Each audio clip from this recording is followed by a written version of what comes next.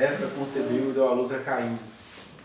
O que dá a entender que Adão e Eva já tinham muitos filhos e filhas, e que o Caim foi o primeiro filho que ela teve depois do paraíso, por o que ela vai dizer aqui, ó. Então disse, adquiriu um varão com o auxílio do Senhor. Ou seja, ela entendeu que parto a partir dali era risco de morte. Daí que isso significa Caim, adquirido com a ajuda do Senhor. Se não fosse Deus, ela estava morta, ou ele nem nasceria. Depois deu à luz Abel, seu irmão. Abel foi pastor de ovelhas e Caim, lavrador. Dois homens com uma profissão digna, cada um ao seu modo, né? Então Abel, ele cuidava de ovelhas, que pastor de ovelhas, professor, pastor de almas, são profissões que as pessoas olham assim e têm uma tendência de chamar o cara de vagabundo, né? Ou ele é aproveitador ou ele é vagabundo. Ninguém acredita que um professor de verdade ele seja uma pessoa aplicada ao conhecimento, porque é engraçado que até no cotidiano da escola, as escolas lutam muito para que você não seja professor. Elas querem que funcione. Houve aqui um horário aqui de 7 a meio-dia e 20 e vamos colocar isso no protocolo, mas quando se vê um professor educando uma turma, nossa, isso é muito radical, né? Ele está ensinando, nossa, qual que é a novidade do dia? Ele está dando aula, é muito caxias. Que absurdo um professor dando aula. Porque o professor tinha que fazer dinâmica de grupo, gente, o que é isso? Vamos fazer umas gracinhas para os meninos rir? A vida é tão chata. Quem disse que a adolescente vai para a escola querendo estudar? Então é assim, você fica nesse limbo. Ou você é o dinamizador de grupos, ou você é o vagabundo que fica ali esperando a hora passar para ganhar o seu salário. Aí é assim com o professor, é assim com o pastor de ovelhas. Então possivelmente o Abel era o ator que ficava olhando ovelha. Nem se sabe como é que ele fazia aquilo. Só cuidava de animal, ainda tem aquela coisa, né? Então o professor que é amargurado com o aluno, é o motorista que odeia passageiro, é o médico que detesta paciente, e o pastor que detesta ovelha. De vez em quando a gente vê aí esses processos no Oriente Médio, como é que eles vão tirar a lã das ovelhas. Poxa, os caras não têm nem amor pelo que eles fazem, né? Puxa, tem um animal aqui, eu vou tirar a lã dele, deixa eu fazer da melhor maneira possível. Aí o cara vai tirar a lã, deveria ser um ato de amor, né? Tipo, puxa, a gente vive desse bichinho inocente do que ele produz, a lã dele, a carne dele. Aí os caras pegam de qualquer jeito, dá uma pesada disso e sai rolando escada abaixo. Eu fico, meu Deus, que povo perverso, né? Que matador, essas coisas todas. Eu fico imaginando que talvez os sacerdotes do Antigo Testamento fossem assim. Ai, eu nasci para viver dessas merda, né? Traz a próxima ovelha aí, mata de qualquer jeito. Não tem reverência, né? Porque o sacrifício, que no latim seria sacro ofício, né? Que seria uma coisa assim, que parece perverso, mas deveria ser feito com muita reverência, porque está tirando uma vida inocente em prol dos pecados da humanidade.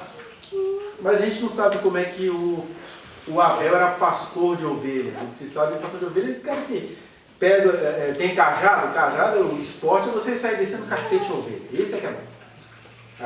O Davi era um pastor mais amoroso, né? Porque ele estava lá entre as ovelhas, então ele fazia salmos, tangia sua harpa, aquela coisa toda. Mas é isso. É professor que detesta aluno, e pastor que detesta ovelha, e pastor de igreja que detesta as pessoas que Deus colocou no caminho dele, né? Então o Abel era pastor de ovelhas e Caim lavrador, que é aquela coisa mais artística, né? Que talvez o primeiro elemento cultural que a gente pode ver é a prática do lavrador, porque ele está cultivando, né? Ele está fazendo colheita, ele está cuidando da plantação e não da sobrevivência. Então ele já faz horta, né? Tem aquela questão da monocultura, toda aquela arte do lavrador. Preparar a terra para a produção, né? Ter um cara que prepara a terra para a produção. E é claro, esses dois são homens de presságios, são parábolas, porque ser pastor de ovelhas é uma coisa básica, que é só você cuidar do ser vivo que está ali na sua frente. Agora, você ser lavrador exige perícia, arte, estudo, conversar com a terra, entender o que você pode extrair. Então, o Caim poderia se assemelhar ao jovem que não quis deixar a sua fortuna para seguir Jesus. Como assim? Que eu trabalhei essa terra e agora vou ter que dar isso tudo para Jesus? E aí Deus chama muito de nós assim, né? Muitos de nós somos os bocoiós. O rei Davi, quando era pastor de ovelhas, só ficava cantando, fazendo salmo. A gente querendo salmo de Davi aqui. Mas ninguém valorizaria um cantor bobo com essas musiquinhas. A gente acha que música é vagabundo, que artista é vagabundo, que pastor é vagabundo. Né? No Brasil tem esse mito, professor é vagabundo. Né? É vagabundo, vai fazer greve lá, à toa. A pessoa não entende que é uma luta. Então você tem aí o pastor bocoió e o artífice, o artista, o esforçado, o agronegócio, Caim. Aconteceu que no fim dos tempos trouxe Caim no fruto da terra uma oferta ao Senhor. Aí o cara tem iniciativa, né? Porque o cara, diz o provérbio lá, reconhece o Senhor em todos os teus caminhos e Ele endireitará as tuas veredas. O que Caim estava fazendo aqui? Ele lavrou a terra, fez a sua obra de arte, fez a sua cultura, né?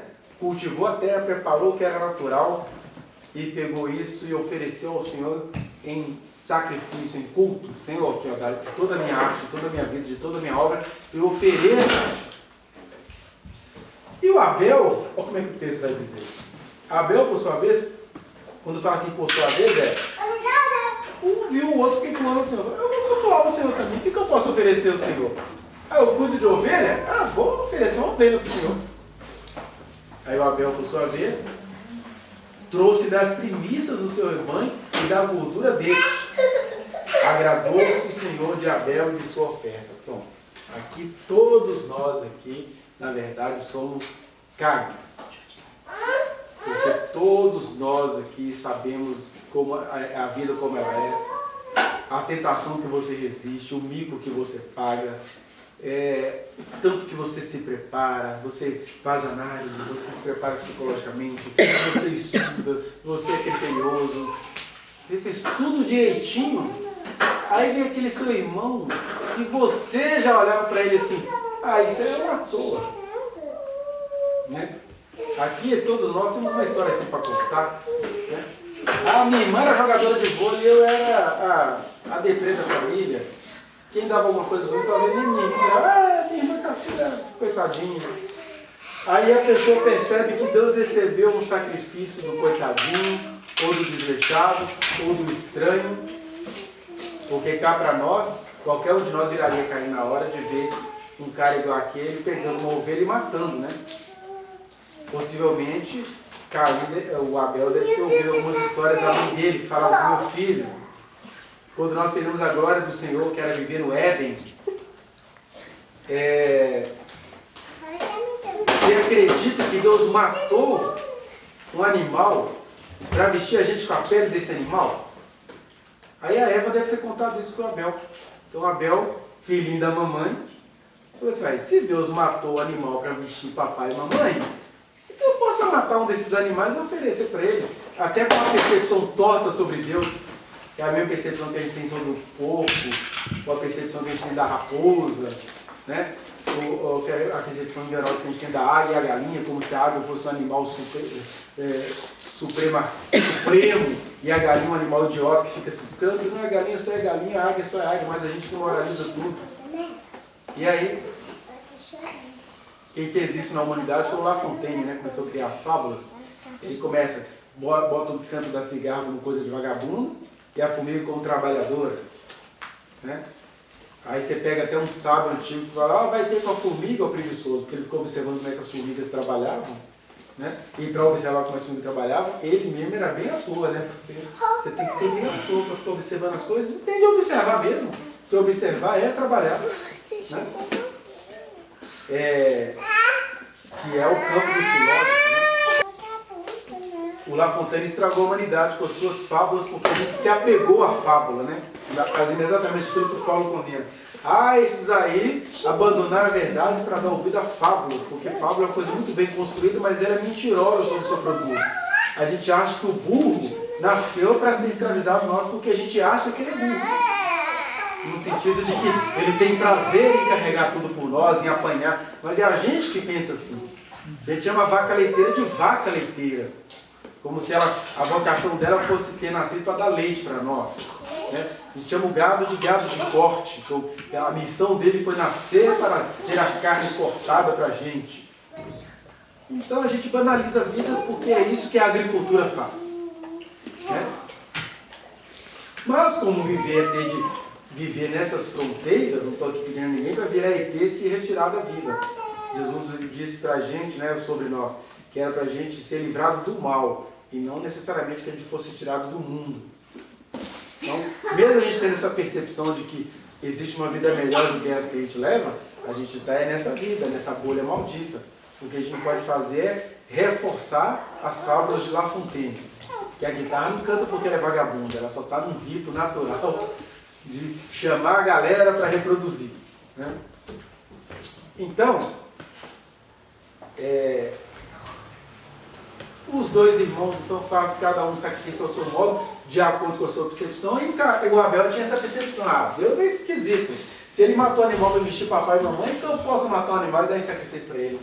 Ele faz isso e nós temos aí, lá no Novo Testamento, a gente teve essa questão da percepção do apóstolo, ou seja, mesma pessoa que andou com Jesus pode ter percepções profundamente moralísticas acerca da existência. E agora aqui a gente tem a percepção do escritor judeu, que a gente costuma adorar, né? Não, se for um israelita que escreveu isso aí, neles estão os segredos, os oráculos de Deus. Tem um oráculo de Deus, mas ele é só mais um ser humano, estava escrevendo conforme ele conseguia. E aí cada um oferece os seus sacrifícios conforme aquilo que conseguia perceber. E apesar das nossas percepções, apesar dos nossos valores, apesar do nosso aconchego por aquilo que a gente faz, Deus é Deus, Ele sempre vai se revelar assim. E aí, Ele não escondeu dos dois que Ele gostou da oferta de Abel. E aí o Caim gostou, né? Caim ficou assim, como assim que Deus gostou da oferta desse cara? Eu fiz tudo tão direitinho. A gente fez isso muito nos Salmos, né? O salmista fala assim, Senhor, eu faço os meus jejuns, eu faço tudo direitinho, eu me agarro na minha integridade, ouve minha oração. E Deus nem tem nada contra a gente fazer isso, não. A gente apresentar a Deus o nosso esforço. Só que Ele é Deus, Ele pode dizer o seguinte, olha, eu gostei do sacrifício do fulano, não estou dizendo que eu não gostei do seu, mas eu gostei desse aqui. É porque nós é que somos dicotômicos, bipolares, de lógica grega. Se Deus mostrou para mim que Ele gostou do sacrifício do Abel, então quer dizer que Ele não gostou do meu. A gente tem que ser com casa, né? Dos nossos filhos. Se você falar assim, Gisele, que carrinho bonito, porque o meu é feio, a gente é assim, carrinho. Mas eu não falei nada do seu carrinho, eu só falei que o dela é bonito. A gente é assim no campo religioso, né? Olha, vão lá no culto lá em casa, porque você está falando que a sua casa é o melhor lugar do mundo. Não, só estou te chamando para ir no culto lá em casa. Não estou falando mal dos outros cultos, não. Então a gente é todo dicotômico e o Caim, ele acaba apresentando isso. Não quer dizer que o Abel não fosse, é porque o Abel morreu. Nós temos aqui diante de nós a humanidade nas suas muitas facetas. Então o Abel não teve tempo de mostrar que ele era tão humano quanto o Caim. É porque a gente pega a história que está contada no Gênesis e fala, Abel era bom porque morreu, Caim era mal porque sobreviveu. Mas Deus não pensava assim não, continuemos lendo a história. Vá no link que está aqui na descrição e acesse a reflexão na íntegra. Não se esqueça de dar o like nesse trechinho de vídeo, compartilhá-lo e se inscrever neste canal, apertar o sininho para você receber as notificações. Muito obrigado.